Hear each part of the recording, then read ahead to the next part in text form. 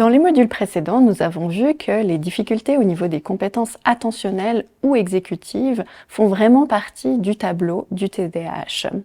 Nous avons également vu que certaines approches, comme les approches de pleine conscience ou de mindfulness, peuvent être efficaces pour diminuer un certain nombre de difficultés dans la sphère attentionnelle.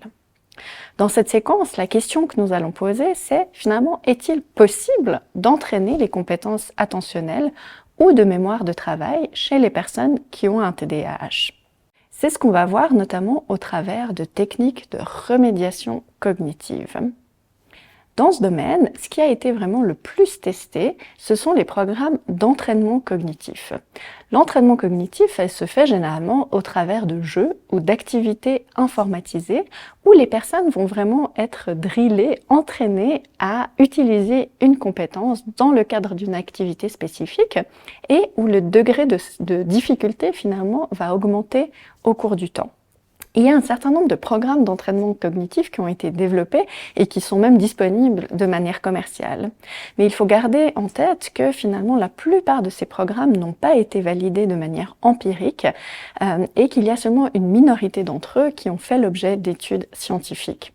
Il convient de relever que les programmes de remédiation cognitive ne font pas partie des guidelines d'intervention pour le TDAH.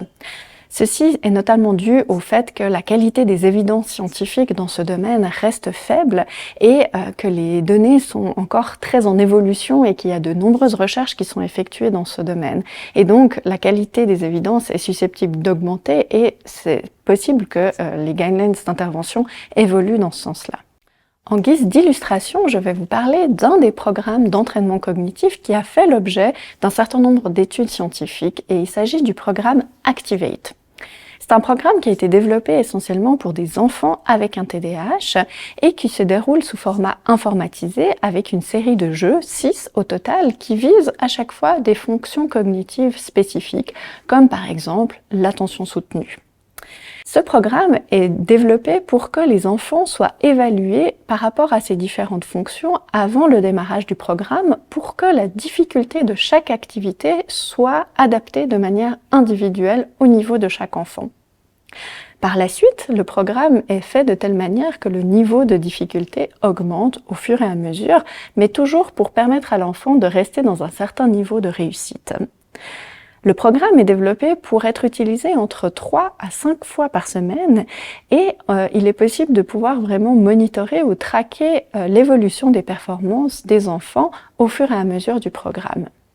Et finalement, l'idée de ce programme est aussi de pouvoir être réalisé en combinaison avec une activité physique régulière qui a été également démontrée comme étant un facteur qui fait évoluer les compétences attentionnelles de manière positive.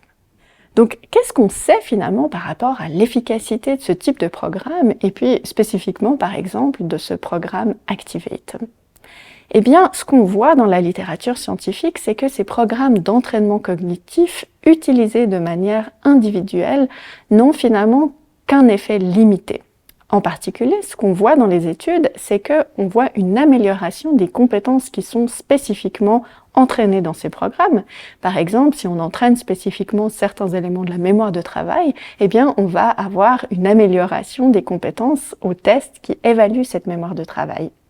Par contre, là où on voit moins d'effets, c'est finalement dans la généralisation des effets à d'autres types de tâches ou à d'autres types de compétences, ou alors aux symptômes du TDAH en eux-mêmes, ou alors au fonctionnement des personnes dans la vie quotidienne.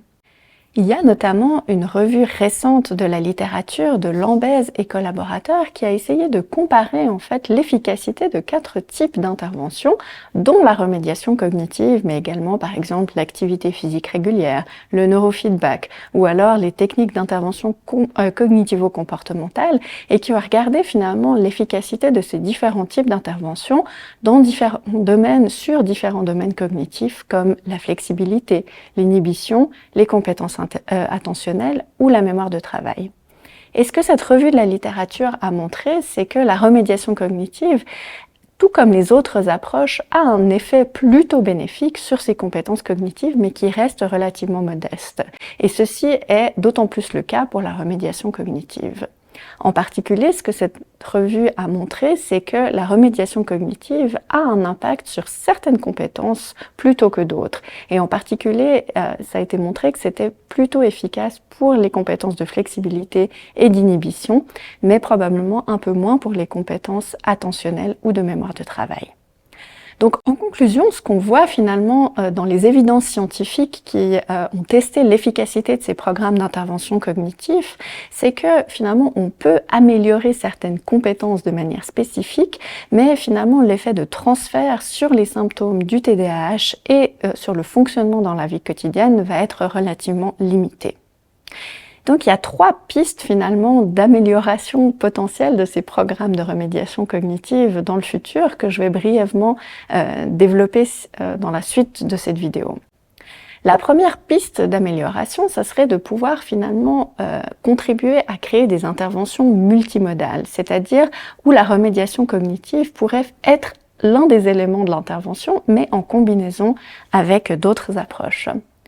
Par exemple, si je reprends l'exemple de ce programme Activate dont je vous ai parlé juste avant, eh bien on voit que finalement le programme en lui-même a un effet qui est relativement modeste sur les symptômes du TDAH.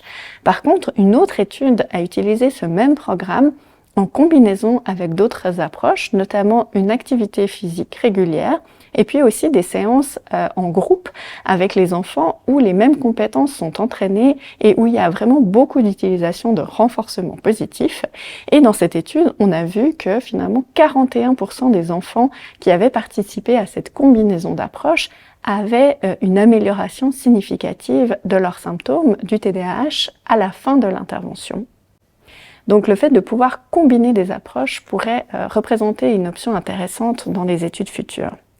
Une deuxième piste d'amélioration qui est possible, ce serait de pouvoir redéfinir vraiment les cibles d'intervention dans ces programmes de remédiation cognitive. Comme ça a été souligné par certains auteurs, finalement, les cibles d'intervention de ces programmes ne seraient pas toujours adaptées aux déficits que l'on rencontre spécifiquement chez les personnes avec un TDAH. Vous vous rappelez peut-être que dans une vidéo précédente, nous avons parlé du modèle de Baddeley pour le modèle de la mémoire de travail. Eh bien, finalement, ce qu'on sait dans le TDAH, c'est que ce ne sont pas finalement les compétences de stockage de l'information qui sont généralement altérées, mais plutôt la composante de manipulation, c'est ce qu'on appelle l'exécuteur central. Eh bien, ce que certains auteurs ont proposé, c'est que alors que la plupart des programmes d'intervention cognitive ciblent plutôt ces modules de stockage, eh bien qu'il pourrait être plus pertinent de cibler ce module de l'administrateur central ou du central exécutif pour pouvoir avoir une amélioration plus globale dans la vie quotidienne. Et donc il y a certains programmes qui ont essayé de cibler davantage cette dimension-là du modèle de Baddeley et qui ont montré que finalement ces programmes pouvaient avoir une efficacité plus grande pour améliorer les symptômes du TDAH et le fonctionnement dans la vie quotidienne.